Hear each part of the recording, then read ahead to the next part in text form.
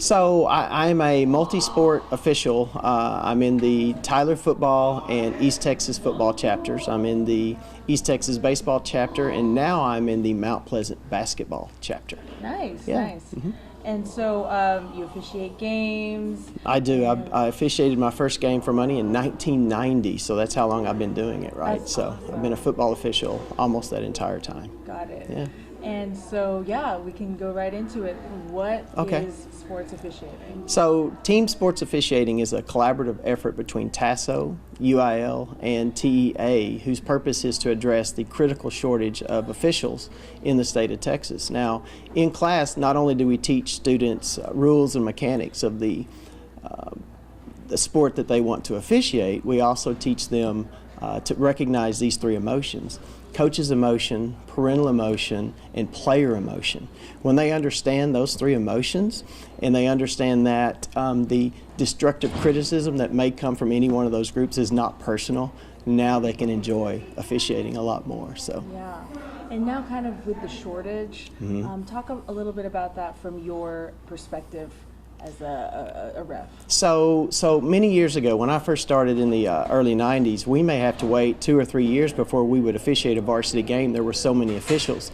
Now you may find an official in football especially, they may be in the chapter for 3 weeks and have to do a varsity game. In fact, many schools have had to move their game nights to accommodate officials to officiate their game because there's such a shortage.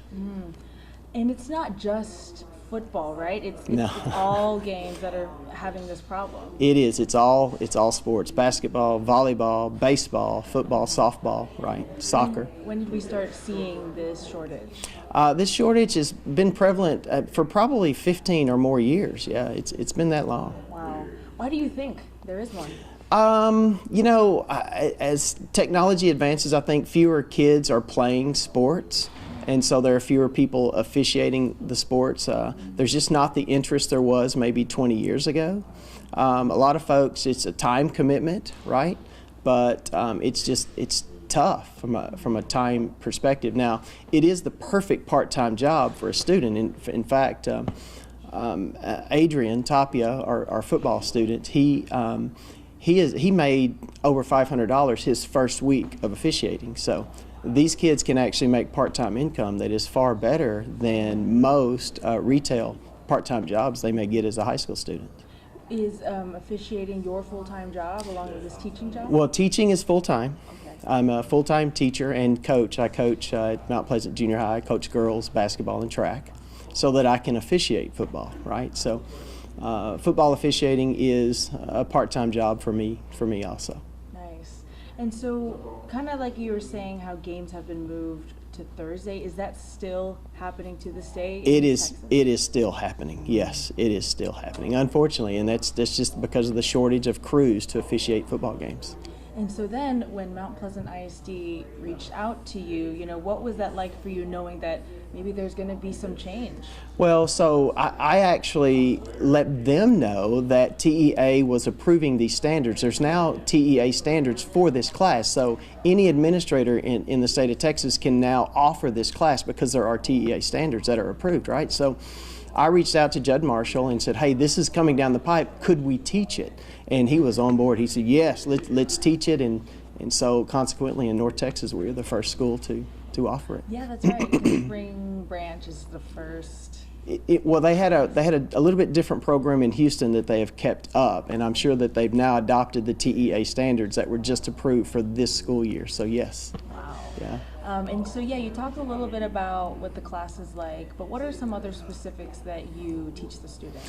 So I like to teach them the 3 C's of officiating, and that is composure, confidence, and communication, right? So when we teach them confidence, the composure will come, and if they've got confidence and composure, the communication just comes naturally. So. Oh, I love that. And how has the class been like so far for you? The class has been great. It's taken a little bit of time to get everyone to join their tassel groups because sometimes for example, basketball's not in season yet, so we've got to get the basketball officials up to speed. Soccer's not in season yet, but my soccer kids are officiating Little League games right now with the help of local soccer administrators. So. Okay.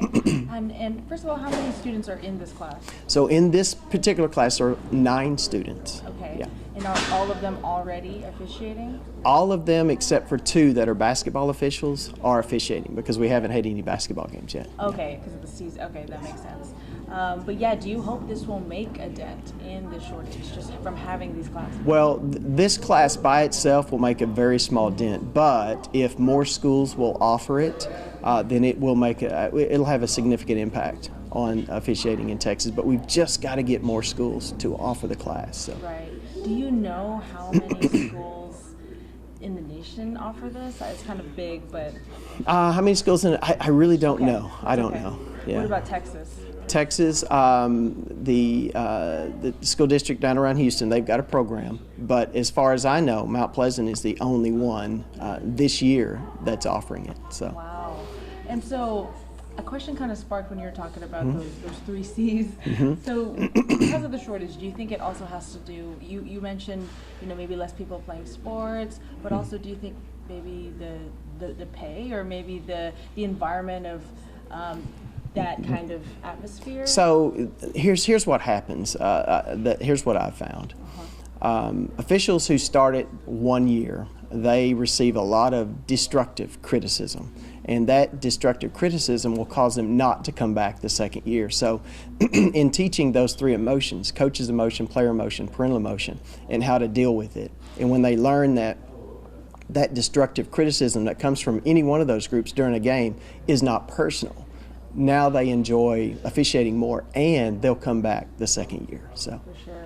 Yeah. And at the end of the day, why is it so important to still have these refs for this? Well, so refs are always going to be fair and down the middle. Always, always, always. And unless you, if you don't have that fair arbiter in any sport, it's just tough to play a game. So. So it's essential. We need to have refs. We have to have referees. Yes, yeah. There's no doubt about it. Yes. Or else the game's going to go crazy. Yeah, it could get out of hand. Yes. Oh yes. But thank you so much.